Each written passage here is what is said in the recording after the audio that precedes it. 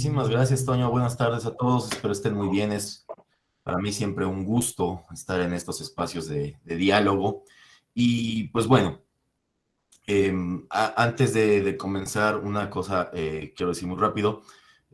Por ahí, si de repente me desconecto cercano a las 5 de la tarde es porque tengo que asistir a un curso, pero presentaré y estaré escuchando las participaciones de mis estimados colegas lo más que pueda, ¿no? Pero pues eso lo digo, por si de repente me ven ahí que me desconecto, no fue el internet ni mucho menos, sino que tengo que asistir rapidísimo a otra participación, ¿vale? Bueno, pues entonces, dicho eso, precisamente y agradeciendo de nueva cuenta a todo el Colegio de Psicología, a Patti, a Toño, Iraíz y a todo el colegio en general, voy a comenzar con esta plática que pues sobre todo hablaré un poco sobre posesión demoníaca y neurosis, ¿no?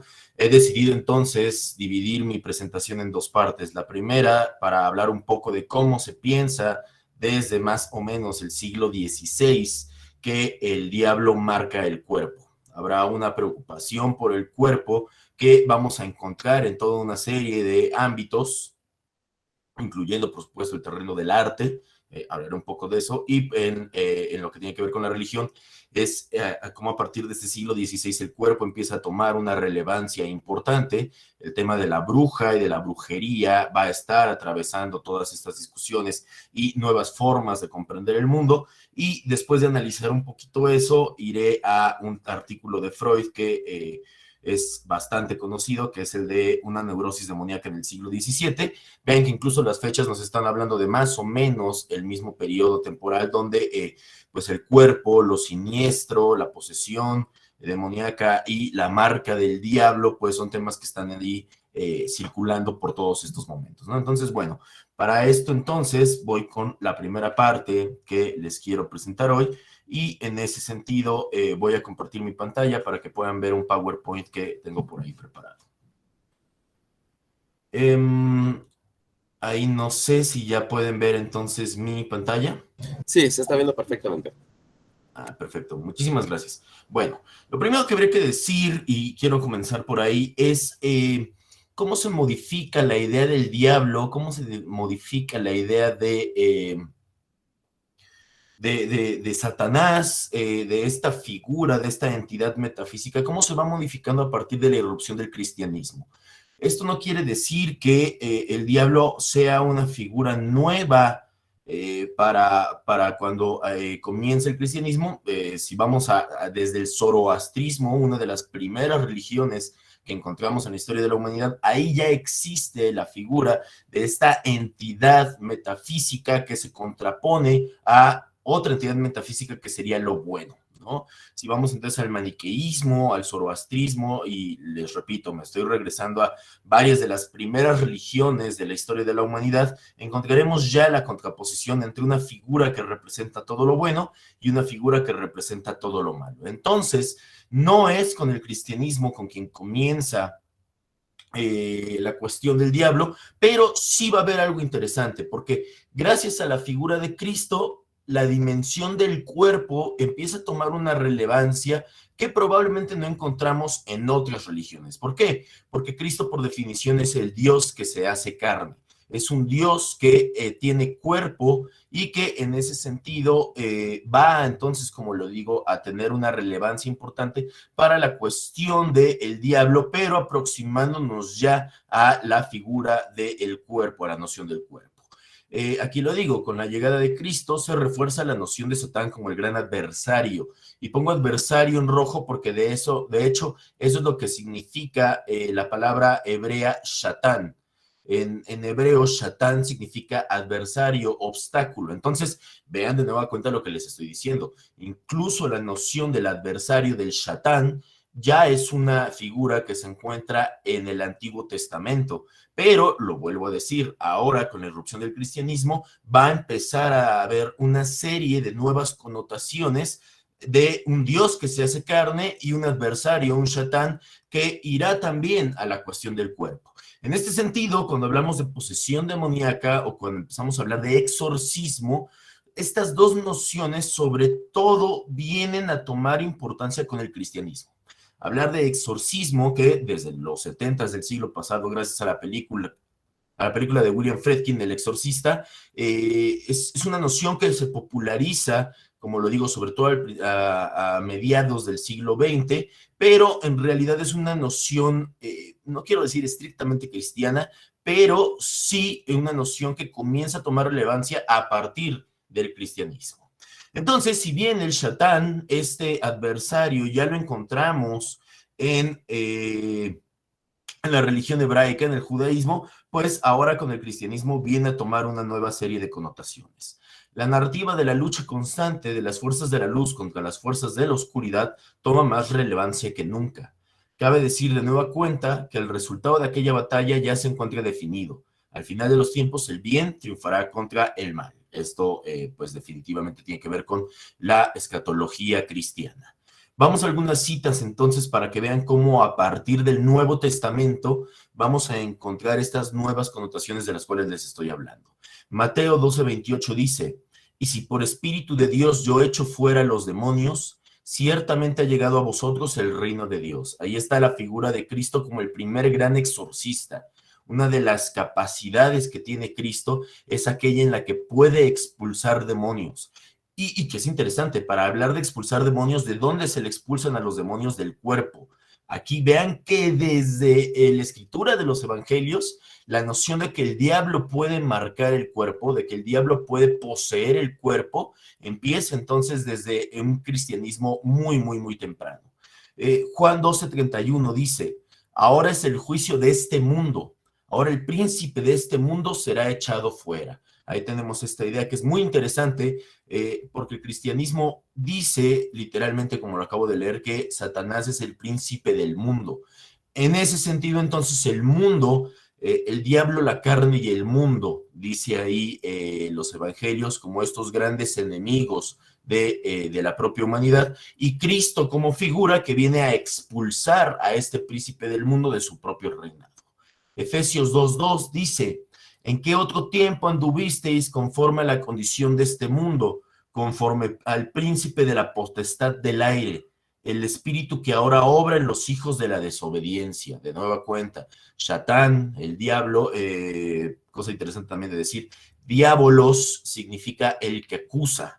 Entonces, de ahí viene la noción de diablo. Entonces, vean cómo Satán como adversario y diabolos como el que acusa. ¿El que acusa a quién? El que acusa a la humanidad por sus pecados todo el tiempo frente a Dios, ¿no? Entonces, nociones otra vez que ahí se están jugando. Les digo, por el tiempo no me voy a Antiguo Testamento, solo estoy leyendo ahora versículos del Nuevo Testamento, pero si los contrastáramos, viéramos precisamente eso, como ahora con el cristianismo estamos hablando de este cuerpo, de este mundo, de la carne, de nociones que, si bien ya estaban en el judaísmo, ahora con el cristianismo toman relevancia nueva.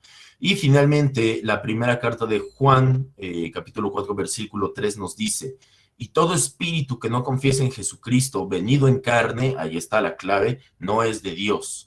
Y este es el espíritu del anticristo. Claro, es que la figura del anticristo también, otra vez, desde Hollywood en los 60, 70, con películas como El bebé de Rosemary o con películas como La profecía, tanto la noción de exorcismo como de anticristo se popularizan mucho en esta segunda mitad del siglo XX, pero vean que desde muy temprana data, nociones como exorcismo y anticristo las encontramos en los evangelios, como el cual les digo.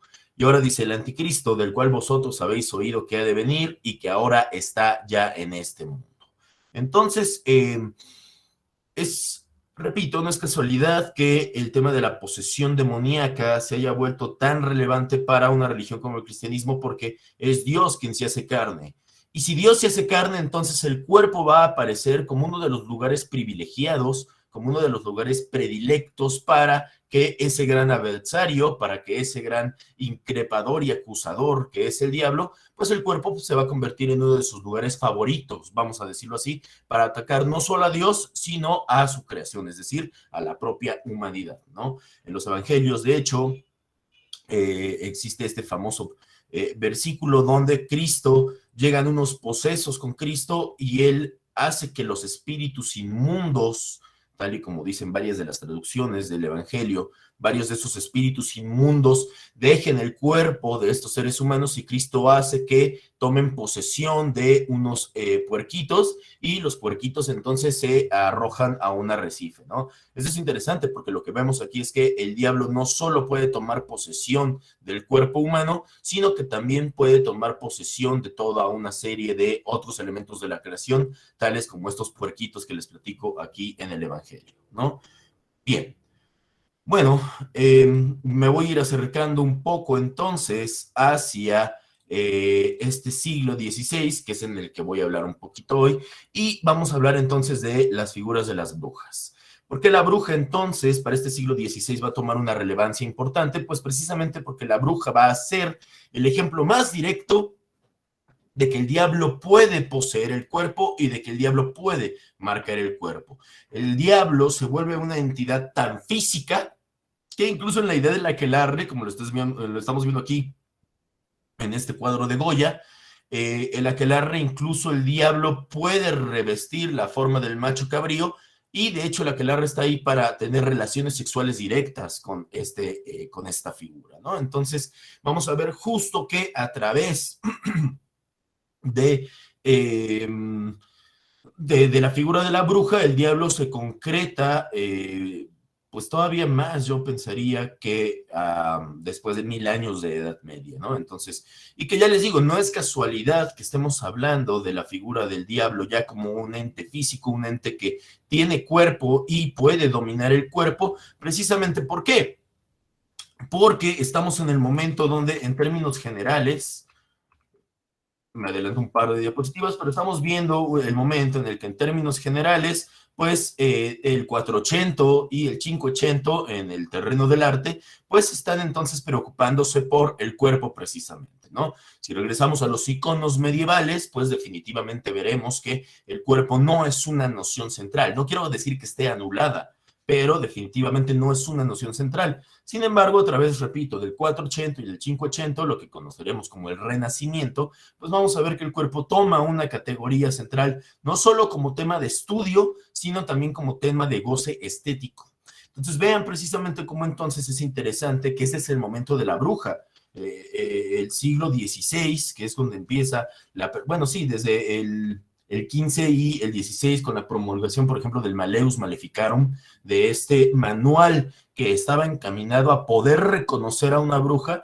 Y cosa interesante de nueva cuenta, ¿cómo reconocemos a la bruja? A partir de las marcas que el diablo inscribe en estas personas, ¿no? Entonces, pongo aquí el nacimiento de Venus de Botticelli justamente para darnos cuenta que es un momento de la humanidad, sobre todo de Occidente, donde estamos viendo una preocupación por la idea del cuerpo, ¿vale? Bien, pues entonces, bueno, aquí pongo otro óleo de Goya, además del aquelarre, que se llama El Gran Cabrón, está en el Museo del Prado en Madrid, y vemos de nueva cuenta entonces cómo el diablo puede revestir este cuerpo antropoformizado, que es entonces la figura del macho cabrío. Bien, tenemos esta silografía interesante de 1720, Brujas volando y Satanás. Martín Lefranc escribe en su poema de 1440 titulado Champion de Dame lo siguiente, ¿no? Entonces voy con traducción libre, perdón, mi francés no es el mejor, pero dice algo así como sobre un bastón se ve entonces la sinagoga, que sinagoga era otra palabra que se utilizaba para hablar del aquelarres, ¿no? Como sobre las millas en tropel, una forma de gato o de bush, ahí otra vez les digo, disculpen mi francés, no sé cómo traducirlo exactamente ese término, ven al diablo entonces y tiene en el culo el signo de la obediencia, ¿no? Entonces, esto es interesante, lo que se llamaba el beso negro, es una marca donde las brujas besaban entonces al diablo en el culo, a este macho cabrío, y a su vez el diablo las besaba a ellas también en el culo, ¿no? Entonces, las implicaciones de cómo es que estas figuras diabólicas marcan el cuerpo, que sé que estoy siendo un poco redundante, pero quiero dejar muy clara esta idea de cómo precisamente a partir de estos momentos el diablo marca el cuerpo y el cuerpo se convierte, ya lo digo, en uno de los lugares predilectos, privilegiados para que el diablo opere en su lucha contra las fuerzas del bien. En 1484, el Papa Inocencio VII emitió la bula Sumis Desiderantes Affectivus, en la cual se institucionalizaba la persecución y la cacería de las brujas. Y precisamente en 1487 es cuando se publica el infame Malleus Maleficarum. Y ya les digo, es interesante porque la idea es que para poder reconocer a una figura que tiene relación con el diablo, hay que ir al cuerpo definitivamente. La cacería y la obsesión por las brujas no se extendió por todo el territorio europeo, sino que la localizamos sobre todo en el norte del continente, en el territorio de la actual Francia y de la actual Alemania. Entonces, bueno, vean, este es interesantísimo. Tinta sobre papel de 1514, y vemos entonces, que lleva por título Las brujas de Hans Baldung. Baldung fue un autor que estuvo preocupado por representar estos aquelarres, esta idea de la bruja. Entonces, pues bueno, Goya es pues ya siglo XIX, pero vean cómo al mismo tiempo en el siglo XVI está esta serie de grabados, esta serie de representaciones para dar cuenta de la figura de la bruja. Y lo que damos cuenta otra vez ahí es, vean, la cuestión del cuerpo, ¿no? Tanto el osculum, este beso negro. Denme 2 segundos, por favor, pues tengo que cerrar mis ventanas, está empezando a llover. Un segundito, por favor.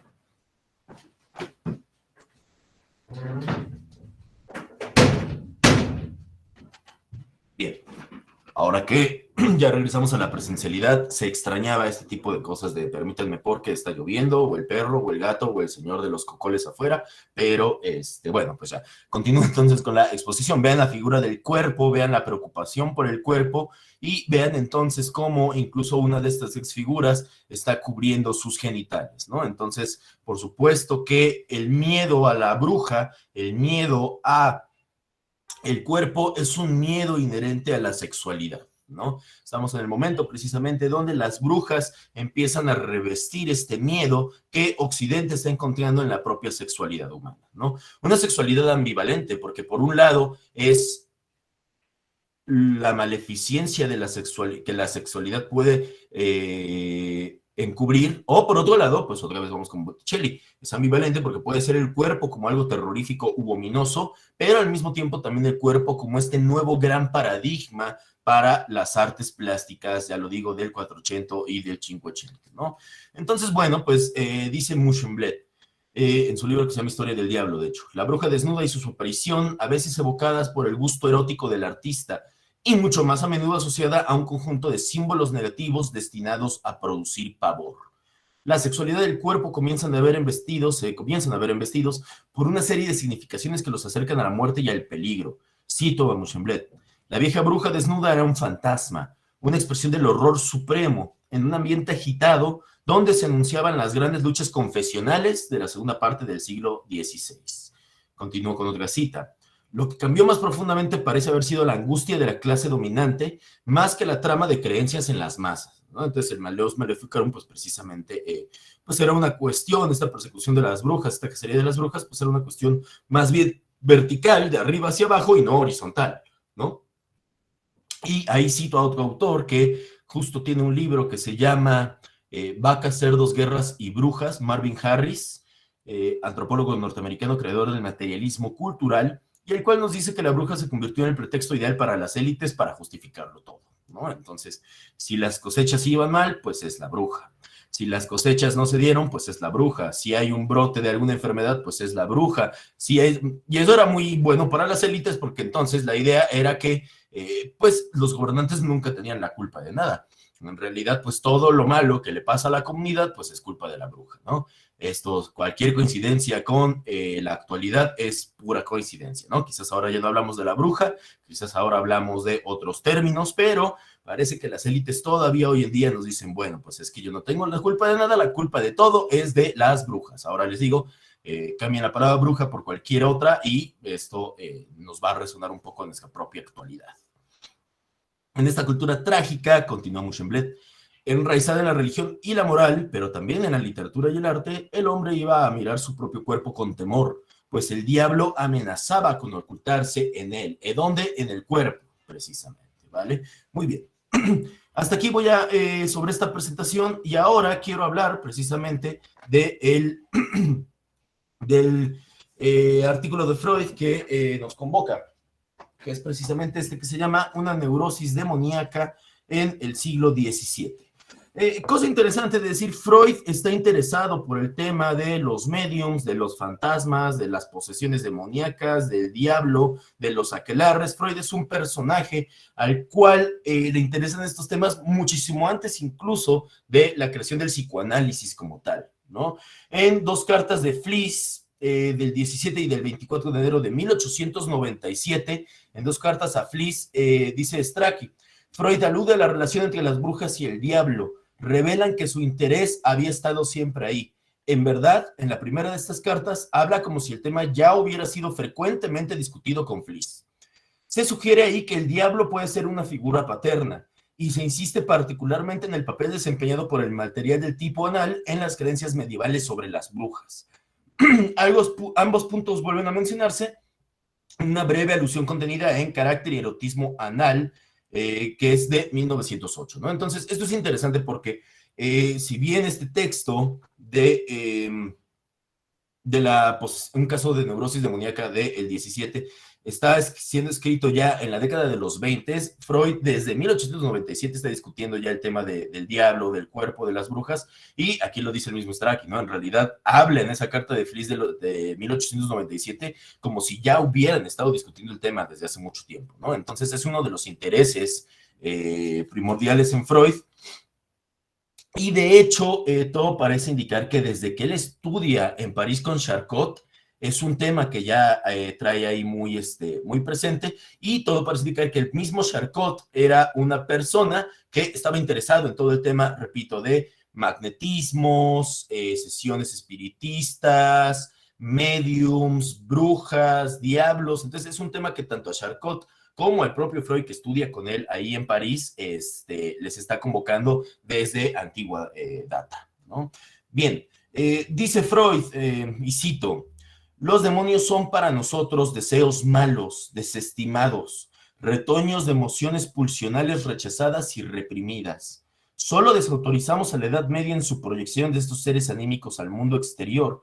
Para nosotros, ellos nacen en la vida interior de los enfermos, donde moran. Entonces, aquí vemos en una cita como esta de Freud, el tema le interesa, pero por supuesto Freud lo está pensando desde la patología neurótica, ¿no?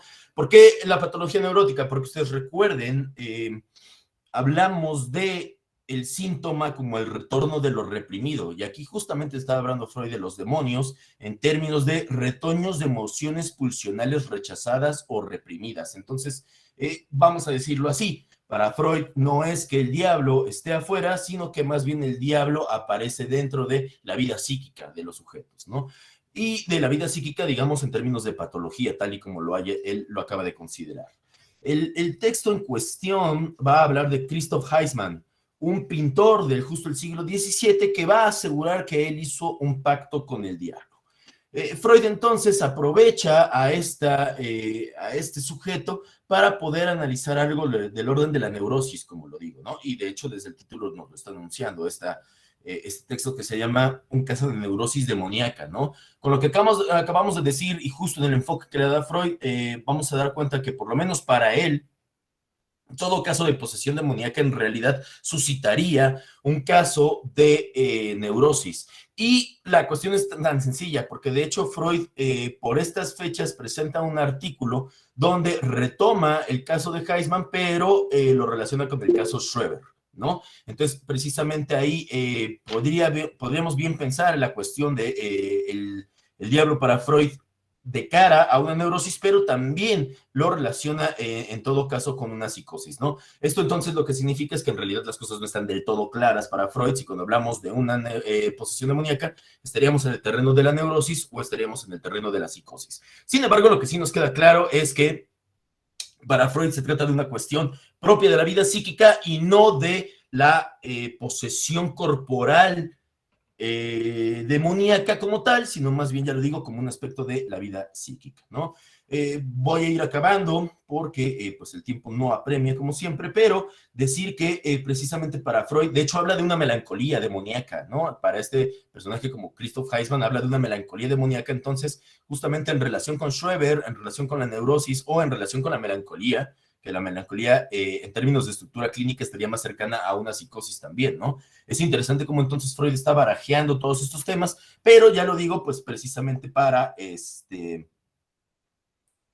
como algo propio de la vida del sujeto, ¿no? Aquí justo el propio Heisman, que era un pintor, hace una pintura de él con el juramento que le hizo al diablo, ¿no? Entonces aparece esta figura de él y aparece aquí entonces todo el texto donde él narra qué fue lo que le prometió al diablo y pues qué fue lo que estuvo jugando ahí, ¿no? Voy terminando, de nueva cuenta lo digo por el tiempo, como conclusión del propio Freud de esta obra, en realidad el diablo es más bien un sustituto de una figura paterna y lo que demuestra un caso de neurosis demoníaca, como la llama Freud, es en realidad un conflicto ambivalente entre la figura del padre y la búsqueda femenina por acercarse a ese propio padre, ¿no? Si regresamos a la Aquelarre, precisamente veremos que ahí lo que encontraremos es una relación erótica entre la bruja y el diablo, y para eso para Freud justamente demuestra esta relación ambivalente en términos de la diferenciación de los sexos entre un sujeto neurótico que experimenta ambivalencia de cara a la figura paterna, ¿no? Ambivalencia dada por la ley que esa figura paterna representa y ambivalencia por el deseo propio de esa figura paterna, ¿no? Donde entonces vemos lo paterno como en el grado de lo hostil y al mismo tiempo en el grado de lo deseable, ¿no? Entonces, pues bueno, eso sería a grandes rasgos lo que quería comentarles sobre posesión demoníaca, neurosis y cuerpo para el día de hoy. Muchísimas gracias.